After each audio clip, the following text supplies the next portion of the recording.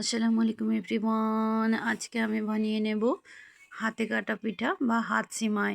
এর জন্য প্রথমেই আমি আটাটাকে রেডি করে নেব।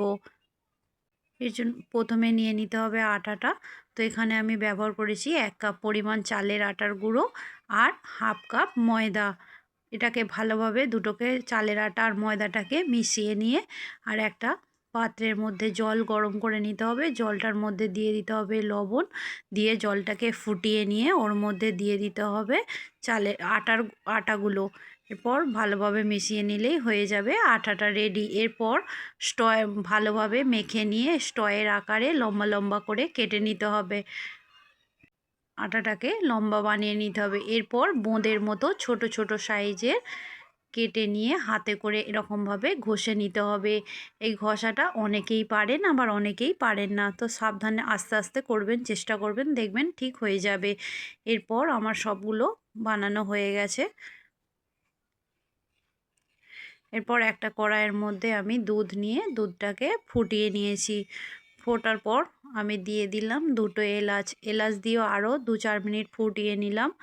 ফুটিয়ে নিয়ে এরপর দিয়ে দিলাম আমি গুড়। আমি এখানে আখের গুড় দিচ্ছি, আপনারা চাইলে খেজুর গুঁড়ও ব্যবহার করতে পারেন, এছাড়াও চিনিও ব্যবহার করতে পারেন। খেজুরের গুড় ব্যবহার করলে কী হবে, আরও স্বাদটা ভালো আসবে।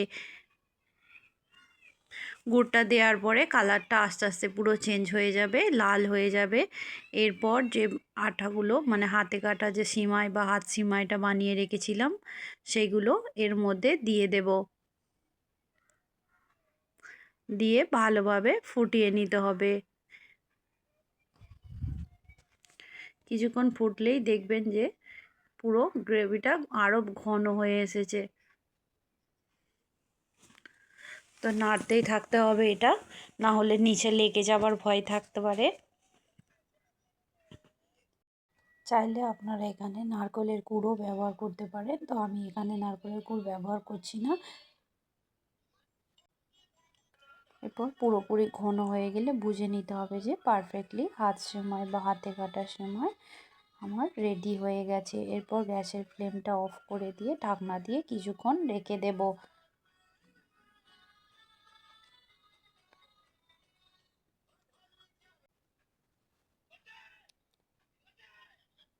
তো এটা দেখতে যেমন সুন্দর হয়, খেতেও হয় অপূর্ব স্বাদের। চাইলে আপনারাও একবার বাড়িতে ট্রাই করে নিতেই পারেন।